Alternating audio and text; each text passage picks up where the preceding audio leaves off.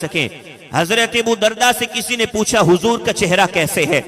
वो कहने लगे मैं ये तो नहीं कहता कि हुजूर का चेहरा तलवार की तरह चमकता है, लेकिन मैं ये जरूर कहता हूं कि हुजूर का चेहरा चांद की तरह चमकता है।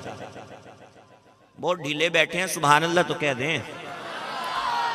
यहां पर रवाज नहीं सुभान अल्लाह का, रवाज है तो प्यार से कहिए सुभान अल्लाह, वरना मुझे लगेगा कि आप थक चुके हैं बिल्कुल, फिर मुझसे गुफ्तगू नहीं हो पाएगी और फिर इख्तितामी कलिमात अर्ज कर दूंगा। अगर कुछ सुनना चाहते हैं तो प्यार से कहें सुभान अल्लाह।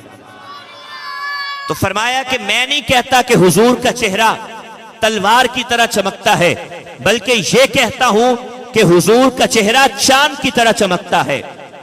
वजह क्या है? तलवार में भी चमक है, लेकिन तलवार के अंदर गोलाई नहीं होती। हुजूर के चेहरे के अंदर गोलाई भी थी और चांद की तरह चमक भी थी।